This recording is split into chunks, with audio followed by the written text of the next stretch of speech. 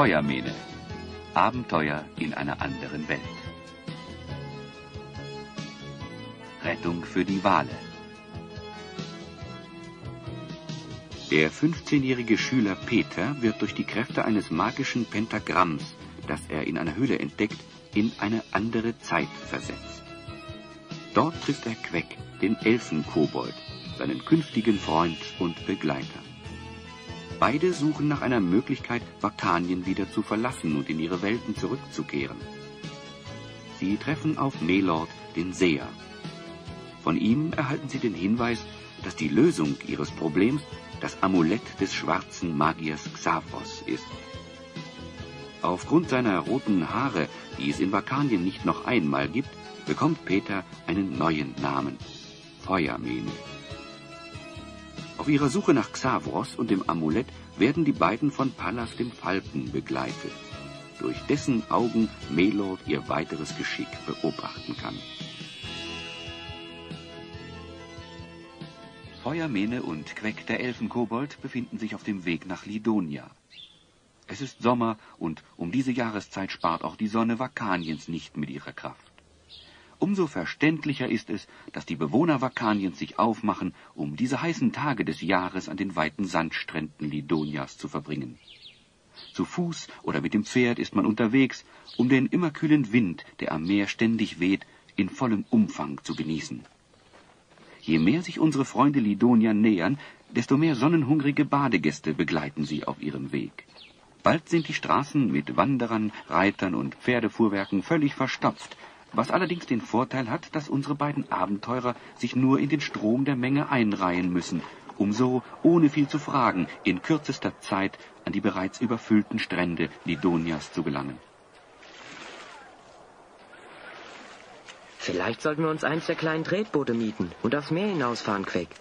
Am Strand scheint ja wohl kein Platz mehr für uns zu sein. In so ein winziges Boot soll ich mich setzen, Feuermähne? Nur kein Zögern und Zaudern. Nur wenige Boote sind noch frei. Nützt die Gelegenheit. Nur 2 Kupfermünzen die Stunde. Wann ist denn das letzte Mal einer mit dieser Käseschachtel untergegangen? Sportsmänner mit einer etwas ängstlichen Natur bekommen einen Schwimmring gratis mit auf die Reise. Alles Dienst am Kunden, die Herrschaften. Was heißt hier ängstlich? Ängstlich ist dieses Boot. Das zittert ja schon, wenn man es nur scharf ansieht. Es kann jedenfalls nicht schaden, wenn Sie uns den Rettungsring auf alle Fälle mal ins Boot legen. Wegen mir aber ganz bestimmt nicht. Noch während unsere Freunde mit dem Bootsverleiher handelseinig werden, vernehmen sie ganz in ihrer Nähe eine Stimme, die ihnen nur allzu gut bekannt ist. Kauft, ihr Leute, kauft! Die Wunder dieser Welt, sie kennen keine Grenzen. Und dies für wenig Geld. Ich biete euch an, diesen Kristall. Den gibt's bestimmt nicht überall. 5 Kupfermünzen nur das Stück. Bei nicht gefallen. Geld zurück. Wieder einmal kreuzt dieses merkwürdige Wesen, halb Mensch, halb Tier, die Wege unserer beiden Abenteurer. Dem Hyänenspion, wie er sich selbst nennt, wurde einst von dem schwarzen Zauberer Xavros wegen einer Schandtat, die dieser gegen ihn plante, ein Hyänenkopf angezaubert.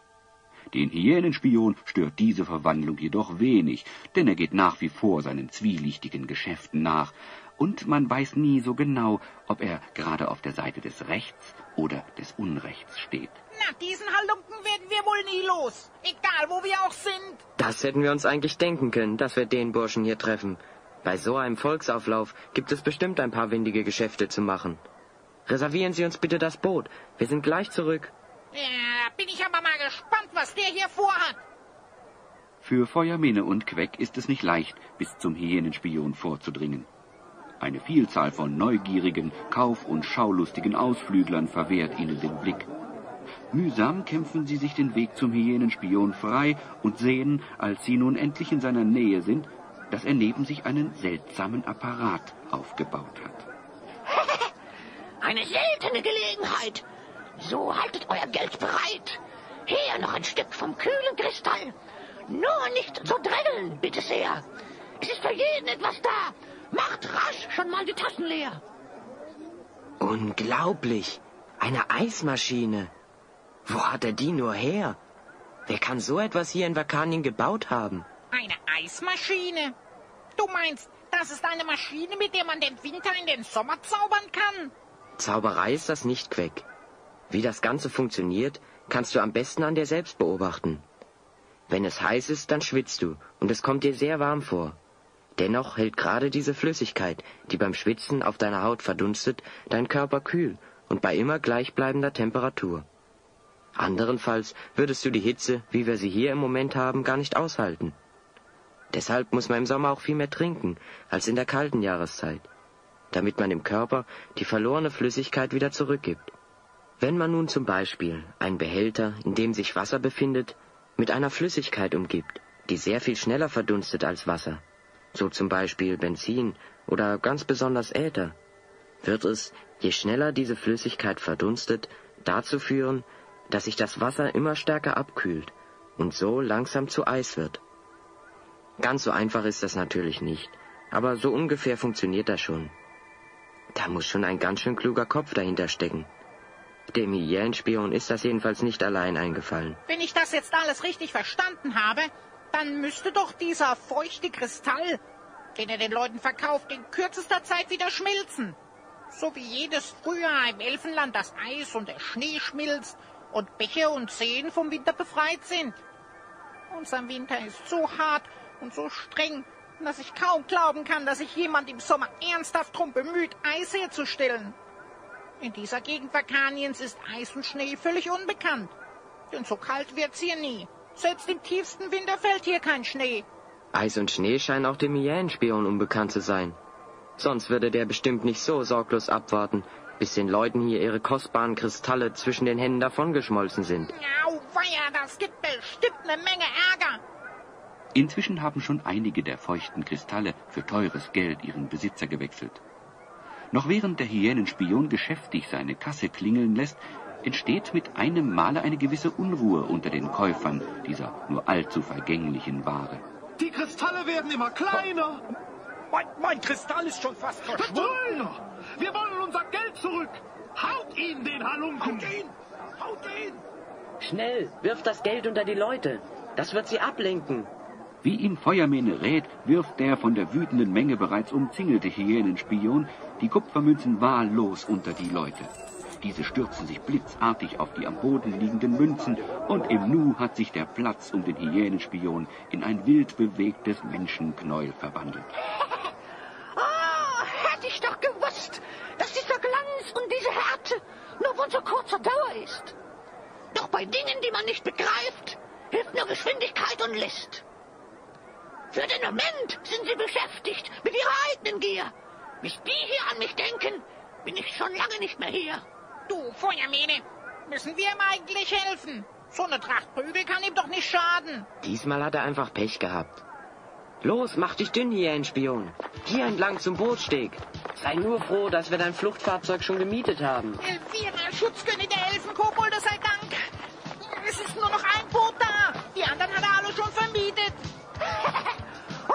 Freund Feuermähne, wie sehr danke ich dir. Doch nun macht rasch.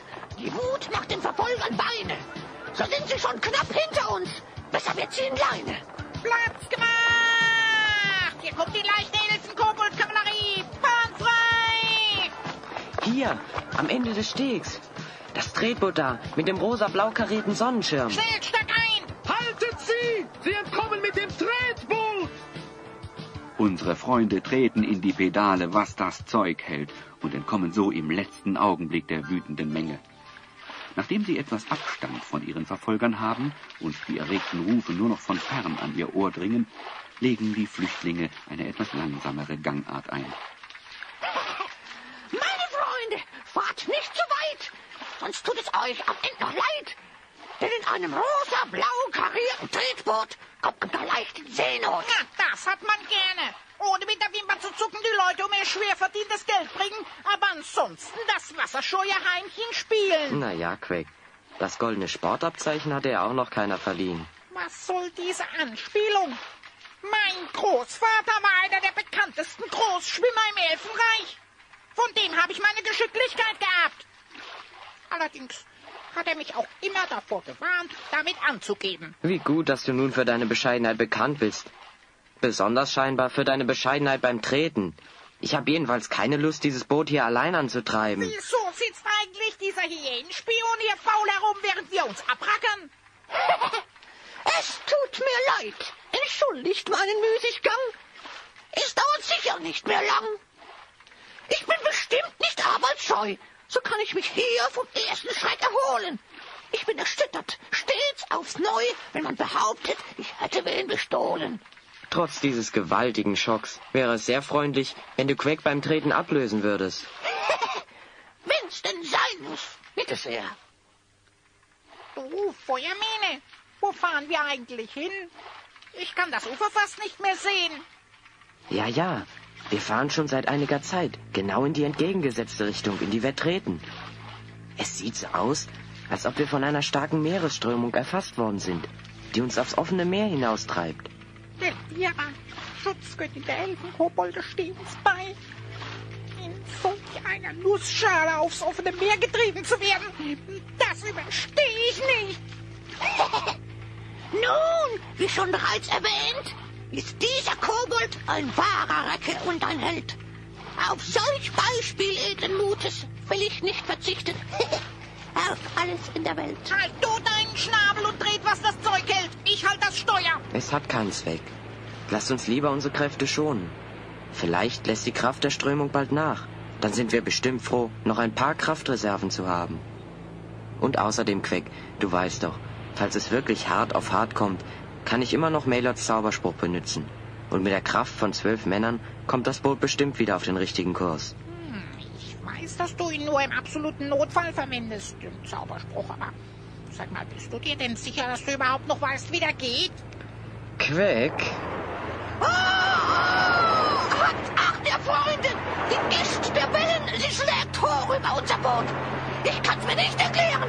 Der Himmel, der ist strahlend blau. Oh, Jammer! Oh, schockschwere Not! Er hat recht. Uns sprudelt das Wasser. Feuermähne, was kann das nur sein? Es sieht fast so aus, als ob unter uns etwas auftauchen will. Tja, als ob ein Unterseeboot an die Oberfläche kommt. Die Wellen werden immer höher. Ein Ruck geht durch das Tretboot mit dem rosa-blau karierten Sonnendach. Aus der pechschwarzen Tiefe des Meeres taucht mit einem Male ein riesig grauer Körper auf, der unsere Freunde mitsamt ihrem Boot einige Meter über die Wasseroberfläche geführt hat. Nachdem der erste Schreck überwunden ist, beginnt man sich zu orientieren. Wir sitzen auf dem Rücken eines riesigen Wales. Das hat die Welt noch nicht gesehen. Das darf doch alles gar nicht wahr sein. Und nur wegen dieses Halunken hier. Wir sitzen alle im selben Tretboot, Queck. Aber er scheint zur Ruhe gekommen zu sein. Wenn wir es ganz vorsichtig anstellen, können wir vielleicht das Boot über seinen Rücken ins Wasser gleiten lassen, ohne dass er es merkt. Ja, und wenn er etwas spürt und sich dann kratzen will, na, dann sind wir aber dran. Erstens hat so ein Wal keinen Rückenkratzer und zweitens müssen wir dieses Risiko einfach eingehen. Sollte er es sich anders überlegen und plötzlich wieder abtauchen, zieht uns der Sog ohnehin mit hinunter in die Tiefe. Und da holt uns keiner mehr rauf. Keine Müdigkeit vor Schützenhyänenspion. Aus der Barke und sanft auftreten, bitteschön. Mit Samtpfötchen, wenn ich bitten darf. Heute sind die Leisetreter gefragt. Wie eine Feder werde ich schweben. Nur keine Angst. Mir geht am Tage nur einmal etwas daneben. Na, also darauf würde ich mich nicht unbedingt verlassen, hier ein Spion. Ui, was ist denn das hier? Der Wal hat hier auf seinem Rücken eine Öffnung, durch die er atmet. Durch die lässt er auch manchmal Wasser ab, das in die Öffnung hineingeflossen ist. Uns bleibt heute aber auch nichts erspart. Na, wenn das Wasser ist, fress ich einen Besen. Das stinkt und ist klebrig. Das geht überhaupt nicht ab. Was ist denn das nur? Ist wahr, Queck. Das ist aber seltsam. Es sieht aus wie Öl. Es riecht auch wie Öl und es schmiert wie Öl. Das ist ganz zweifellos Motorenöl. Motorenöl. Motorenöl? Seit wann spuckt denn ein Walfisch Motorenöl aus? Was ist denn das? Noch ehe Feuermähne Zeit hat, darüber nachzudenken, wird seine Aufmerksamkeit auf ein Geräusch gelenkt, das nicht unweit von der Öffnung im Körper des Wales, aus der sich das Motoröl über Queck ergoss, zu ihm herüberdringt. Ein kleiner kreisrunder Teil des Walkörpers beginnt sich zu drehen. Das ist eine Ausstiegsluke, wie in einem U-Boot. Nachdem zuerst nur 2 Hände zu sehen sind, die den schweren Metalldeckel nach hinten umlegen, enthüllt sich nach und nach die Gestalt eines Mannes, der sich aus der für ihn viel zu kleinen Ausstiegsluke herausquetscht. Der Magister. Magister Mobilus, wie kommen Sie denn hierher? Hallo, ihr lieben Freunde. Na, hat mein Manöver nicht prächtig geklappt? Ich habe euch schon von einiger Entfernung mit meinem Scherenfernrohr beobachtet. Das war doch ein köstlicher Spaß, nicht wahr? Ich kann mich vor Lachen kaum noch kriegen, Magister. War es denn unbedingt nötig, uns so einen Schrecken einzujagen? Es würde mir leid, und sollte ich zu weit gegangen sein. Aber es hat mir mächtig in den Fingern gejuckt, euch mit dieser meiner neuen, weltbewegenden, an die Grenzen des Erfinderhimmels stoßenden Konstruktion auf ganz besondere Weise bekannt zu machen. Es ist ja auch sozusagen eine Premiere. Bis auf einige Leute aus Lidonia, die mir beim Bau zur Hand gingen, konnte noch keine Menschenseele mein Walmobilum bewundern. Walmobilum? Da wart ihr aber in der Zwischenzeit ganz schön fleißig, lieber Magister. Ja, nachdem einige Forschungsarbeiten im Sand verliefen, einige der Auftraggeber bankrott gingen und ich eingestehen muss, dass dieses ganz große, zukunftsträchtige Projekt mit Salpeter, Holz, Kohle und Mehl völlig daneben ging. Ich dann aber gegen deinen Rat es doch mit Schwefel probierte und dabei mein Laboratorium in die Luft flog. Ich blieb glücklicherweise unverletzt. Ja, da dachte ich mir, dass ich mich in Zukunft doch lieber vielleicht ruhigeren Studien widmen sollte. Ja, die Biologie und ganz besonders das Leben der Meerestiere zog mich in seinen Bann. So kam ich auf die Idee, mein ohnehin seetüchtiges Mobilum 2, mit dem wir damals auf dem Nebelplateau waren, ihr erinnert euch, das Aussehen eines Walfisches zu geben. Und für was soll das Ganze gut sein? Das werde ich euch gleich erklären. Doch zuerst lasst uns nach unten gehen. Ich kann die laufenden Maschinen nicht so lange alleine lassen. Keine schlechte Idee. Da kann ich mich vielleicht auch ein wenig säubern. Die Luke hat sich inzwischen schon wieder geschlossen, Magister Mobilus. Ach ja, das ist die Sicherheitsautomatik. Anfänglich hatte ich des Öfteren vergessen, die Luke zu schließen, bevor ich auf Tauchstation ging, und hatte dann natürlich immer Ärger mit den Wasserschöpfen und Aufwischen. Naja, so habe ich kurzerhand die automatische Schließvorrichtung aus meiner Werkstatt, ihr erinnert euch vielleicht noch, hier in das Walmobilum eingebaut. Da bin ich immer sicher, dass die Ausstiegsluke auch wirklich verschlossen ist. Achtung! Erst konstruiert, dann patentiert. Es lebe der Mechanicus. Mach auf, Magister Mobilus.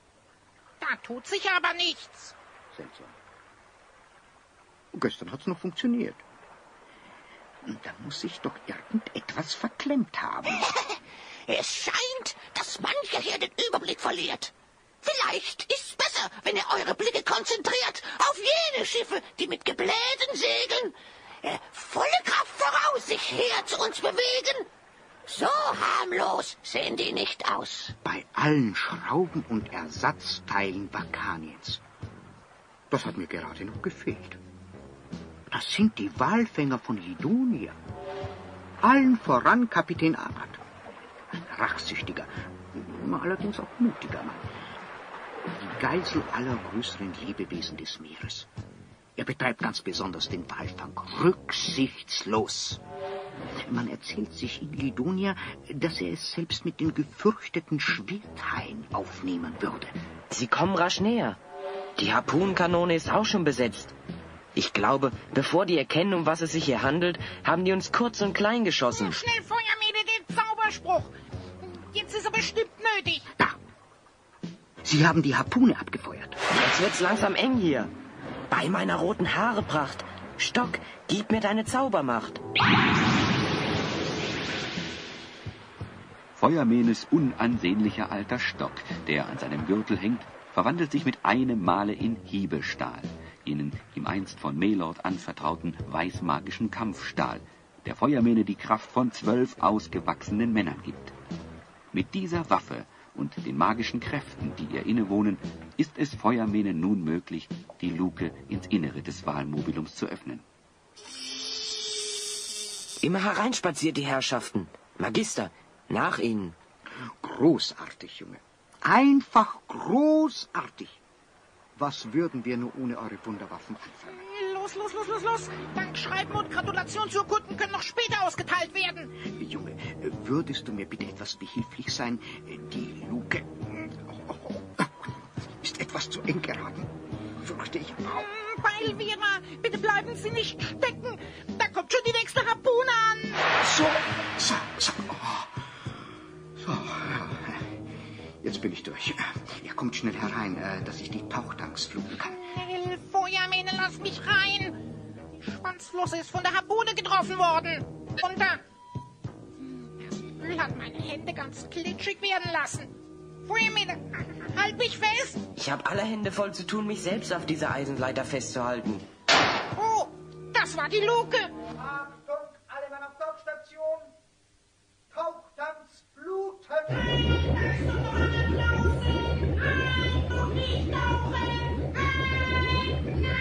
Im Vergleich zu dem ohrenbetäubenden Lärm, den das Fluten der Tanks und das Anlaufen der Motoren veranstalten, ist selbst Quecks durchdringende Stimme nur noch wie ein Säuseln des Windes.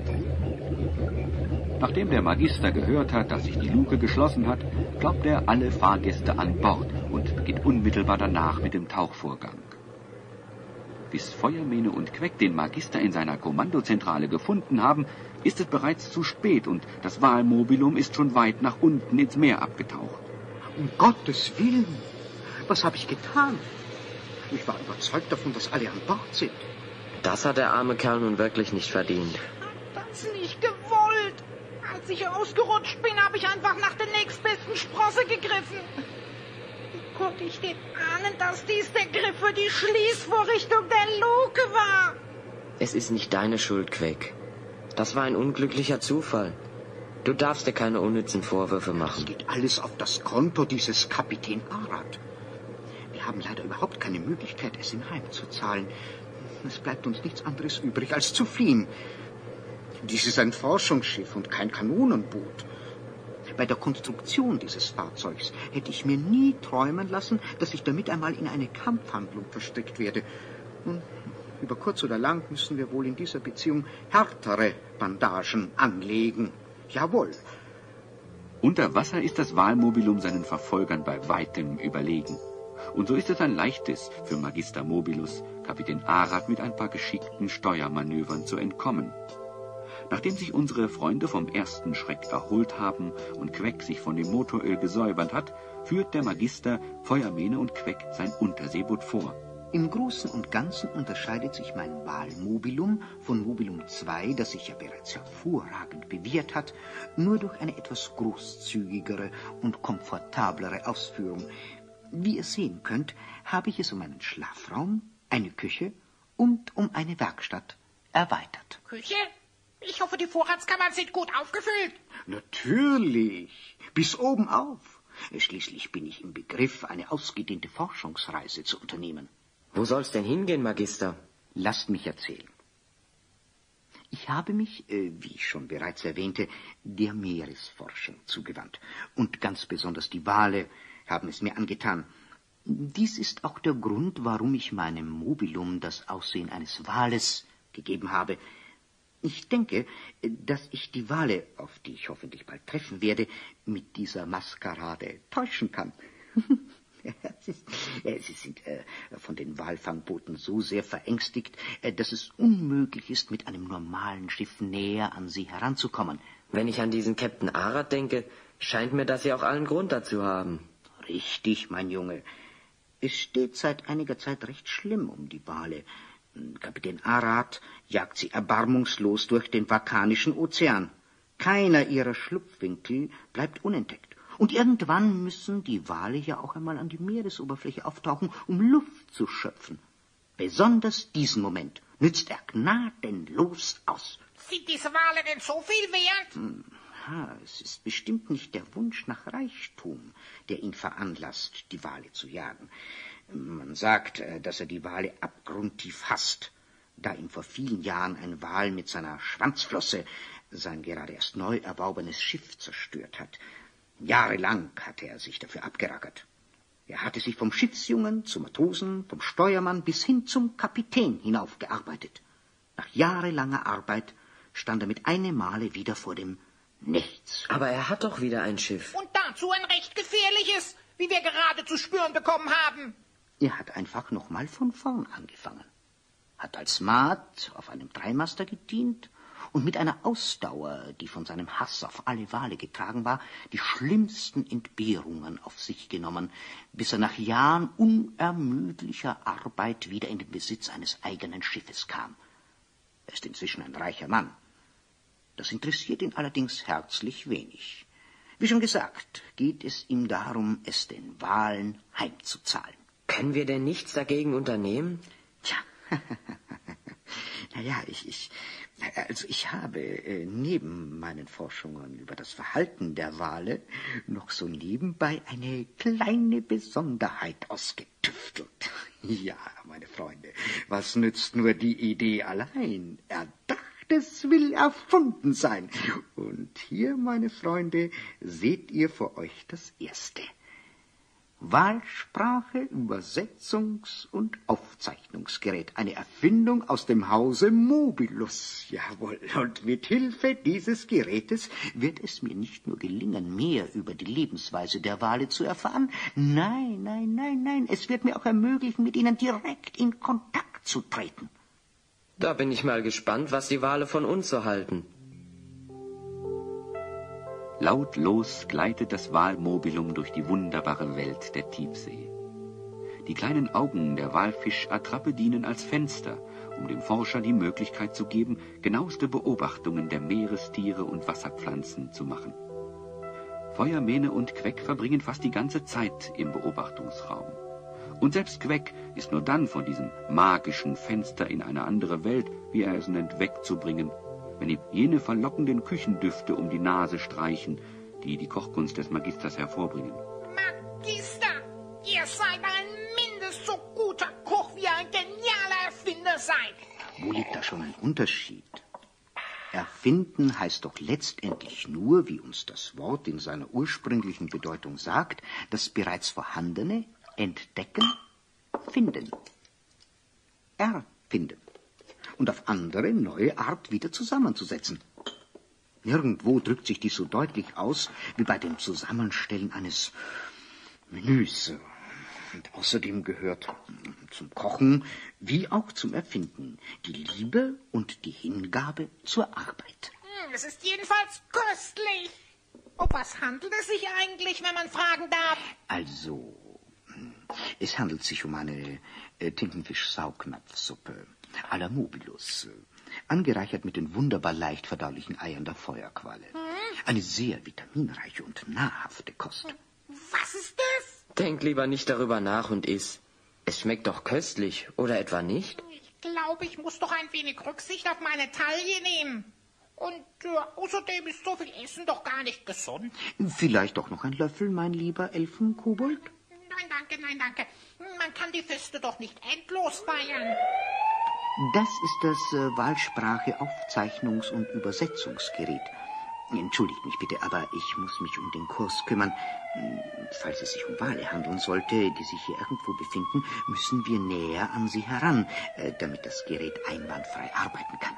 Dürfen wir mitkommen, Magister Mobilus? Kommt mit mir und erlebt den historischen Moment, dass sich zum ersten Mal in der Geschichte der Menschheit das Tier mit dem Menschen verständigt. Kaum haben unsere Freunde die Kommandozentrale des Walmobilums betreten, da hören sie auch schon jene fremdartigen Töne, die in unregelmäßigem Rhythmus erklingen. Seltsam und wunderbar hört sich das an. Sie meinen, dass das eine Sprache ist? Ich kann kein Wort davon verstehen. So wie die Natur überall ihren eigenen Regeln folgen muss, so müssen auch alle Sprachen, die intelligente Lebewesen hervorbringen, eine irgendwie gleichartige Grundlage haben. Auf dieser Idee beruht meine Erfindung der Wahlsprachübersetzungs- und Aufzeichnungsmaschine. Sieht aus wie ein Tonbandgerät. Kein Tonband, sondern Tondraht. Er wird von einer Seite der Maschine auf die andere gewickelt. Der Draht läuft auf diesem Weg an einem Magnetfeld vorbei und dieses Magnetfeld magnetisiert den Tondraht mit den empfangenen Tönen. Wenn ich dann den Draht wieder zum Anfang spule, kann ich die aufgezeichneten Töne beliebig oft abhören. Magister, ihr seid eurer Zeit weit voraus. Ich bin beeindruckt. Ja, Moment, wir wollen hoffen, dass es auch funktioniert. Dass dieses Gerät Töne aufzeichnen kann, habe ich schon erprobt. Ob die Übersetzungsmaschine funktioniert, weiß ich allerdings noch nicht. Doch gleich werden wir mehr wissen. Was nützt nur die Idee allein? Erdachtes will erfunden sein. Der Magister legt mehrere kleine Hebel um, die sich an der Wahlsprache Übersetzungs- und Aufzeichnungsmaschine befinden, und mit einem Mal fangen die Spulen an, sich zu drehen. Ja, seht nur, es funktioniert, es funktioniert. Ich kann es gar nicht abwarten, den Draht zurückzuspulen. So, das dürfte genügen.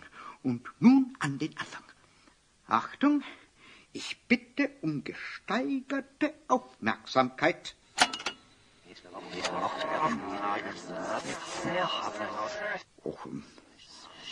Ganz schön, aber merkwürdig, nicht? Der Klang ist merkwürdig. Ja, meine Freunde, es sieht so aus, als ob diese Erfindung noch nicht ganz ausgereift ist. Moment, ich muss einmal schnell in meinen Konstruktionsplänen nachschauen. Wo sind sie denn? Wo sind die denn noch? Bloß abgeblieben da. Hier vielleicht? Nein, sind sie nicht. Ach, sollte ich sie etwa an Land vergessen haben? Nein, also das wäre ja zu ärgerlich. Magister Mobilus, einen Moment mal. Vielleicht ist die Lösung ganz einfach. Drehen Sie die Spulen einmal herum, sodass das Magnetband in die andere Richtung läuft. Dieser Klang kommt mir irgendwie bekannt vor. Mein Bruder Georg hat zu Hause in meiner Zeit auch ein Tonbandgerät. Da hat er manchmal so zum Spaß die Spulen herumgedreht. Das hat genauso geklungen. Naja, gut. Wir können es ja noch einmal probieren. Das klingt. Ja, so. Also, fertig. So, und noch zum Anfang spulen. Als der Magister das Tondrahtgerät erneut startet, glauben unsere Freunde ihren Ohren nicht zu trauen. Nun, verehrtester Herr Pott, wie ich schon zu Anfang meiner Geschichte berichtet habe, spitzte sich die politische Situation in diesem Königreich derart dramatisch zu, dass es für den von allen Seiten bedrängten König unerlässlich war, einen seiner beiden Söhne offiziell zu seinem Nachfolger zu bestimmen. So begab er sich also mit seinen beiden Söhnen zu Pferde weit hinaus vor die Mauern der Stadt. Dort ließ er absitzen und sprach: Jeder von euch beiden ist mir gleich lieb, und ihr wisst, dass ich nie einen von euch bevorzugt habe. Es ist mir daher völlig unmöglich, einen von euch beiden auf Kosten des anderen zum Thronfolger zu ernennen. Als zukünftiger König muss man in der Lage sein, sich auf jede Situation rasch einstellen zu können. Deshalb stelle ich euch jetzt eine Aufgabe, die mir zeigen wird, welcher von euch beiden dieser Aufgabe besser gewachsen ist. Also derjenige, dessen Pferd als letztes die Stadtmauer durchläuft, soll der neue König sein. Kaum hatte dies der König gesagt, sprang einer der beiden Söhne auf ein Pferd und galoppierte Richtung Stadt davon. Wenige Minuten später ritt er durch das Stadttor und war somit König. Nun, verehrter Herr Pott, was sagen Sie dazu? Ein interessantes Problem, Herr Dom. Typisch für diese Luftwesen, dass sie es von der Lösung eines Problems abhängig machen, ob einer König wird oder nicht. So sind sie eben. Immer werden Lösungen gesucht. Trotz allem ist es eben nur eine Denksportaufgabe. Fantastisch. Das sind ja hochintelligente Tiere. Doch was heißt hier Tiere? Wir müssen eine völlig neue Bezeichnung für diese Spezies finden. Schön wäre es, wenn wir uns in diese Unterhaltung einschalten könnten. Jawohl. Wenn es eine Möglichkeit gibt, dass Sie meine Stimme durch das Übersetzungsgerät hören könnten, wüsste ich schon etwas dazu zu sagen. Ja, natürlich ist das möglich, mein Junge. Hier, nimm diese Sprechkapsel. Allerdings muss ich dann das Aufzeichnungsgerät abschalten. Es ist ja noch etwas verbesserungsbedürftig. Jawohl. Als ich neulich diese Geschichte einem dieser vorlauten Delfine erzählte, unterstellte mir dieser Bursche doch tatsächlich, dass ich selbst nicht die Lösung zu diesem Problem wissen würde. Typisch für diese jungen Springer. Immer hinter Lösungen her. Immer nur Lösungen. Ich habe ihn auch sofort daraufhin verwarnt, wo er doch genau weiß, dass ich alle meine Intelligenztests mit Summa Cum Laude abgeschlossen habe. Verzeihung, die Herren, verzeihen Sie die Störung, aber ich schwamm mir so zufällig vorbei und habe, ohne dass ich es wollte, Ihr Gespräch belauscht. Ohne mich einmischen zu wollen und da den Herren die Lösung des Problems ohnehin bekannt ist, würde ich sagen, dass einer der beiden Söhne, nachdem der Vater die Aufgabe gestellt hatte, sich das Pferd seines Bruders nahm und mit diesem losgeritten ist und somit sein eigenes Pferd als letztes durch die Stadtmauer kam. Sicher, das ist die Lösung. Aber gestatten Sie, dass ich unverhohlen meiner Verwunderung Ausdruck gebe. Ihr müsst von weit her kommen. Wie war doch gleich der Name? Mobilum. Mein Name ist Mobilum. Prima, Junge. Prima. Die glauben wirklich, dass du ein Wal bist. Ja, er muss von sehr weit herkommen, wenn er glaubt, uns mit Lösungen von Problemen langweilen zu können. Von weit. Sehr weit. Verzeihen Sie nochmals, aber bisher dachte ich immer, dass ein Problem auch immer eine Lösung gehört. Das hört sich ja fast an, als ob ein Wesen der Trockenwelt reden würde. Richtig, werter Herr Pott. In diesen alten Geschichten aus der Zeit, als unsere Vorfahren noch in der Trockenwelt lebten, wird immer wieder davon berichtet.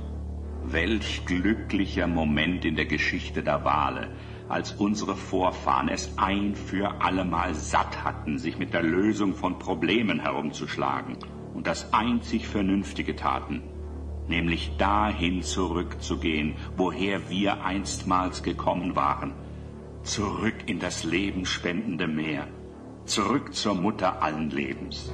In der Tat. In den alten Geschichten heißt es, dass es manchmal Jahre gedauert hatte, bis man eine Lösung in die Tat umsetzen konnte. So passierte es sehr oft, dass man in der Zwischenzeit völlig vergaß, was denn das ursprüngliche Problem einmal war. So ist das nun einmal.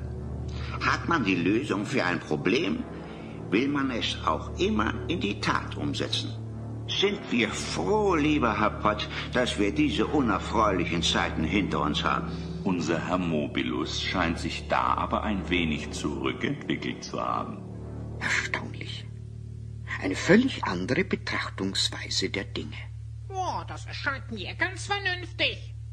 Wenn man so im Meer lebt und man sich um nichts anderes zu kümmern braucht, als dass immer genug Plankton im Wasser schwimmt und so der Bauch immer gut gefüllt ist. Was braucht ein intelligentes Lebewesen mehr als das schützende Wasser, das Nahrung und Wohlbefinden all denen gibt, die darin leben? Es macht die schwersten Leiber leicht und sorglos. Richtig, lieber Herr Pott.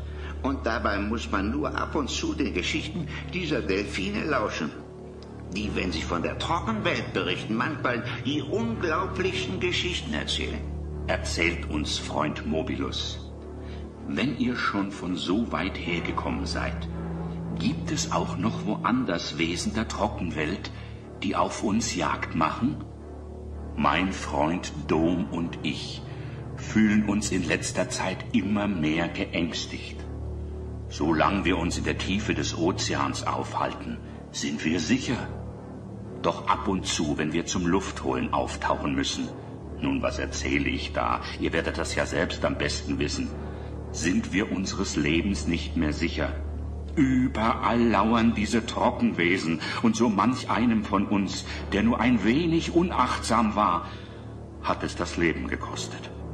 Leider wird überall auf uns Jagd gemacht. So schlimm wie hier ist es allerdings nirgendwo. Besonders dieser Captain Arad hat es auf uns abgesehen. Wir müssen gemeinsam eine Lösung für dieses Problem finden. Lösungen, Lösungen.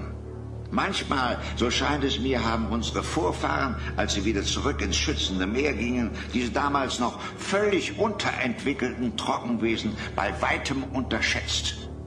Wer konnte denn auch damals ahnen, dass diese Wesen eines Tages in der Lage sein würden, Schiffe zu bauen, um uns damit zu jagen? Kein Wal hat einem dieser Wesen jemals ein Leid zugefügt. Arad, das scheint ein übler Bursche zu sein. Ich habe diesen Namen schon einmal von einem der Delfine gehört. Nicht alle Wesen der Trockenwelt sind so. Ich weiß, dass es auch viele gibt, die es strikt ablehnen, uns zu jagen. Noch sind es wenige, aber es werden immer mehr.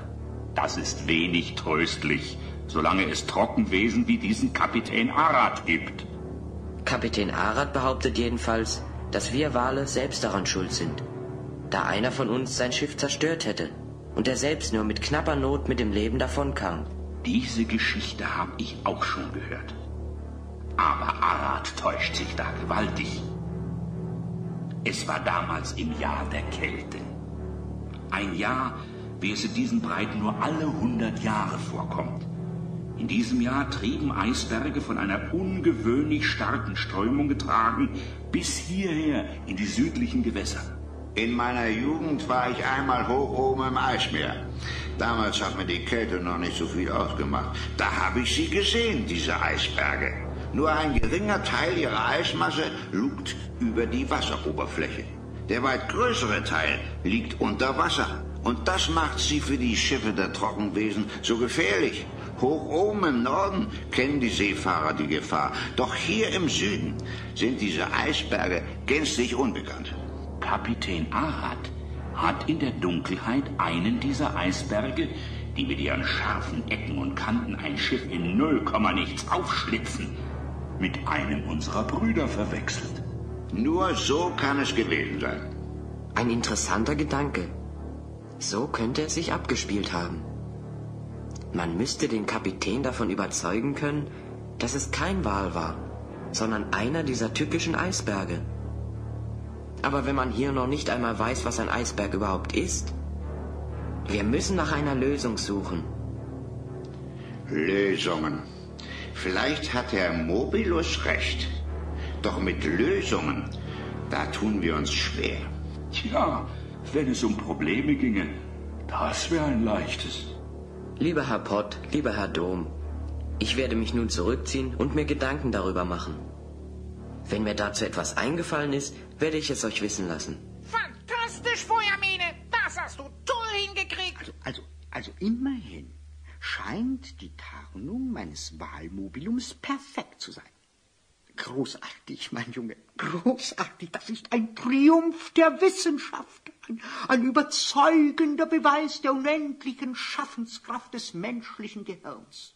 Lieber Magister, vergesst bitte nicht, dass dieses Gehirn auch Harpunen und Walfangboote erfindet. Ja. Bedauerlicherweise hast du recht. So verlassen wir nun unsere Freunde in der Tiefe des Ozeans und wenden unsere Aufmerksamkeit zurück an die Oberfläche des Meeres, wo mit prallen Segeln und von unstillbaren Rachegedanken getrieben ein Walfangboot seinen Weg durch die wild bewegten Wellen sucht. Was ist denn das für eine jämmerliche Kreatur, die ihr da aus dem Wasser gefischt habt? Der sieht ja aus wie ein nasser Hund. Mein Herr ist auch verklebt, mein seidenes Haar. Sollte es ganz hat's bestimmt nicht recht, mich hier ein Tier zu schimpfen. Gleicht auch mein edles Haupt dem der Hyäne. Gestattet mir, dass ich erwähne, dass dies nur Zeichen eines Fluches ist. Von einem Zauberer, der meine Taten mit einem falschen Maß bemisst. Was soll das geschwollene Gequatsche? Sei froh, dass wir dich überhaupt aus dem Wasser gezogen haben. Mart, gib ihm was Trockenes zum Anziehen und dann ab mit ihm in die Küche zum Kartoffelschälen. Komm mit, Bursche. Oh, wer wird denn hier gleich tätlich sein? Sag stopp, ich gehe schon von allein. Hey, gibt's was Neues im Ausguck? Irgendwo eine Walfontäne in Sicht? Der Kerl schläft wohl da oben.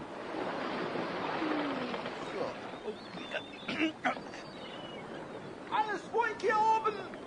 Weit und breit nicht zu sehen! Ich erwarte rund um die Uhr Bericht. Such dir die Augen aus, Bursche. Mart, ich hoffe, der Ausguck ist immer besetzt. Alle 6 Stunden lasse ich die Posten auswechseln. Recht so. Und ab Tage besetzt ihr den Mastkorb ab sofort mit 2 Leuten. 4 Augen sehen mehr als 2. Ich werde nicht ruhen, bevor ich nicht auch den letzten dieser mörderischen Burschen erwischt habe. Tief unten im Rumpf des Schiffes ist die Begeisterung etwas gedämpft. Da fragt man sich doch unumwunden, wie es kam, dass man so tief gesunken.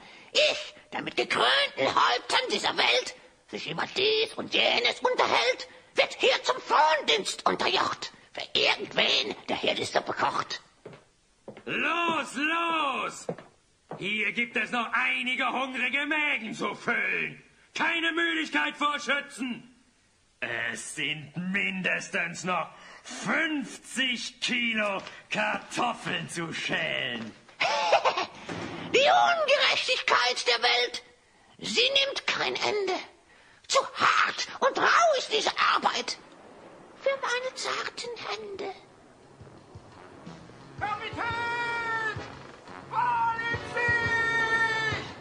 Fallen Sie! Harpunier auf den Posten. Fertig machen zum Feuern. Ei, Sir. Steuermann, 2 Strich Backbord. Alle Mann am Deck. Setzt die Topsegel. Das ist ein riesiger Wal. Der kommt mir gerade recht. Da. Jetzt habe ich ihn im Fernrohr. Noch etwas näher ran. Harpunier, fertig. Ei, Sir. Ich habe ihn im Visier. Harpune. Feuer! Zielsicher findet das Geschoss mit den riesigen Widerhaken an der Spitze seinen Weg zu dem gewaltigen weißen Leib, der sich unweit von dem Walfängerschiff träge im Wasser bewegt. Als jedoch die schwere eiserne Harpune auf den Körper trifft, gibt es ein seltsames klirrendes Geräusch, das den Kapitän verwundert aufhorchen lässt. Seltsam, dieses Geräusch. Es klingt, als ob die Harpune auf einen ganz harten Gegenstand geprallt ist. Sie sitzt auch nur ganz lose auf dem Körper fest. Und nicht nur das. Sie löst sich wieder und gleitet ins Wasser.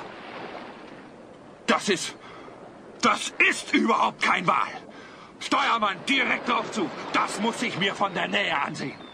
Das hättet ihr auch besser schon vor einigen Jahren gemacht, Kapitän Arad. Denn dabei hättet ihr festgestellt, dass es ein Eisberg war, der euer Schiff damals zerstörte. Genauso ein Eisberg, wie ihr ihn jetzt vor euch habt. Man kann euch nur zugutehalten, dass es in diesem Teil des Vakanischen Meeres solche Eisberge fast nie zu sehen gibt. Während der Kapitän und seine Mannschaft ihre ganze Aufmerksamkeit auf den weißen Wal gerichtet hatten, sind Feuermene, Queck und der Magister mit ihrem Walmobilum direkt hinter dem Schiff von Kapitän Arad aufgetaucht. Mit Hilfe des Walsprache-Aufzeichnungs- und Übersetzungsgeräts ist es Feuermähne möglich, aus dem weit geöffneten Maul des Walmobilums zu Kapitän Arad und seiner Mannschaft zu sprechen. Ein Wal? Ein Wal, der spricht?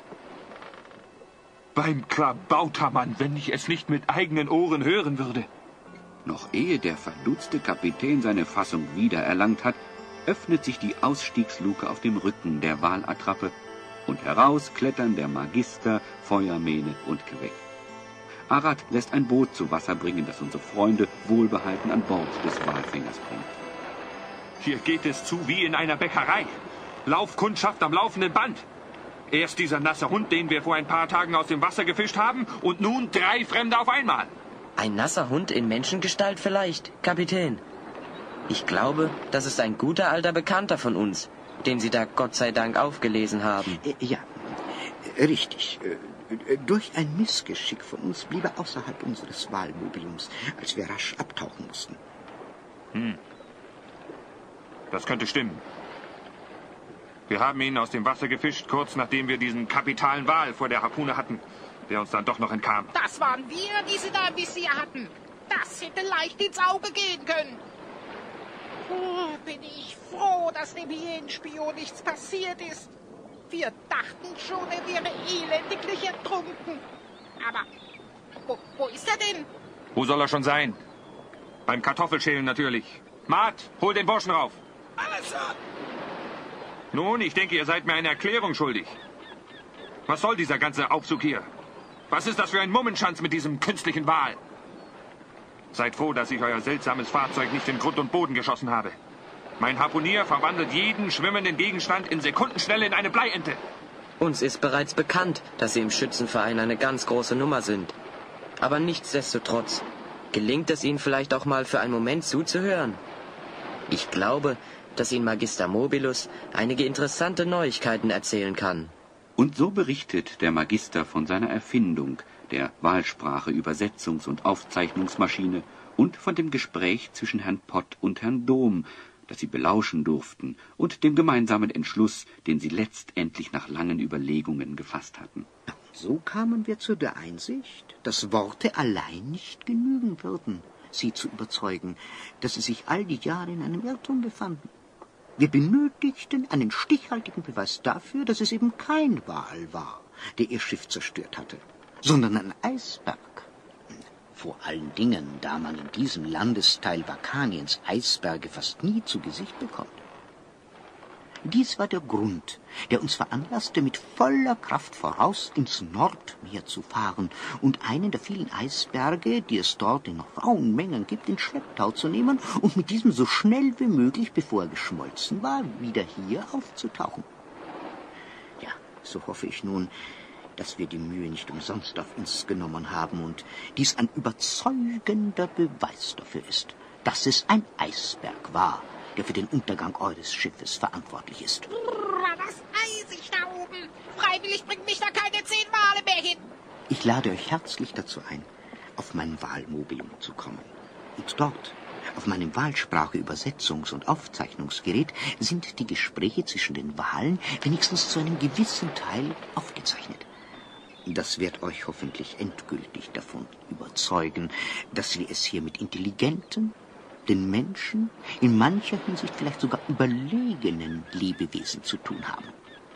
Ich gebe zu, Magister, dass ihr mir den Wind aus den Segeln genommen habt. Ich bin ein Mann von Leidenschaft und eisernem Willen. Aber einem vernünftigen Argument habe ich mich noch nie verschlossen. Mart, lass das Beiboot zu Wasser. Sir, Beiboot zu Wasser lassen! Eine tolle Konstruktion, muss ich schon sagen. Hat wohl auch ein hübsches Sümmchen gekostet, was? Alles Teile vom Sperrmüll.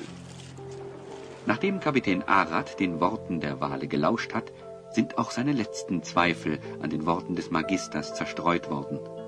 Man begibt sich zurück an Bord des Walfangschiffes, um Pläne für die Zukunft zu schmieden. Die Freude über die gelungene Aktion ist ungeteilt. Besonders der Hyänenspion freut sich, nun endlich vom leidigen Kartoffelschälen befreit zu sein. Oh, meine Freunde, schön, euch hier zu sehen. Ihr werdet es gewiss verstehen, dass anfangs ich euch grollte, als ich durch eure Schuld fast ertrinken sollte. Die Rettung war zwar wunderbar, doch dabei wurde mir schnell klar, dass im Kartoffelschälen keine Zukunft liegt. Doch sei's gedankt, hat die Vernunft gesiegt. So groll ich euch bestimmt nicht mehr, doch lasst mich nun an Land. Ich bitte euch sehr. Wir hätten dich so oder so im nächsten Hafen abgesetzt. Bei dem Tempo, wie du die Kartoffeln schälst, wäre uns die Mannschaft hier nach und nach verhungert. Nun, wie es auch sei. Ich glaube, ich muss mich nach einer neuen Arbeit umsehen. Ich habe eine Mannschaft zu versorgen und ein Schiff, das zu erhalten auch viel Geld kostet. Und ob Wale oder andere Meerestiere, fangen mag ich nun keine mehr. Dazu ist mir die Lust ein für alle Mal vergangen. Ich hätte da eine Idee, Herr Kapitän.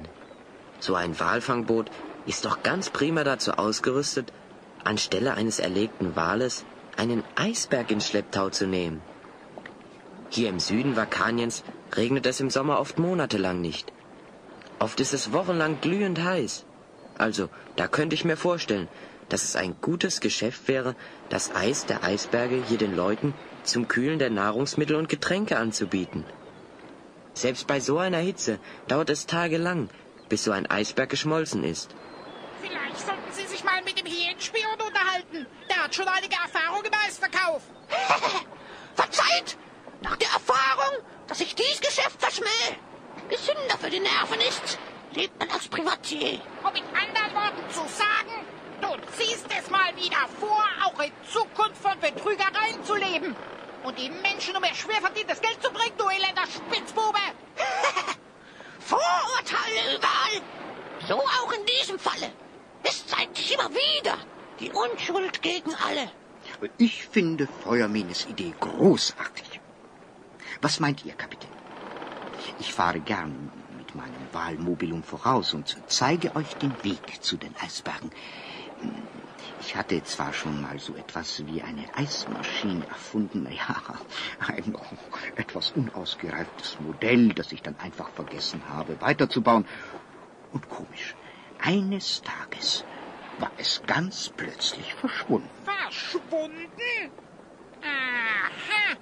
Daher hat der Hyänenspion die Eismaschine.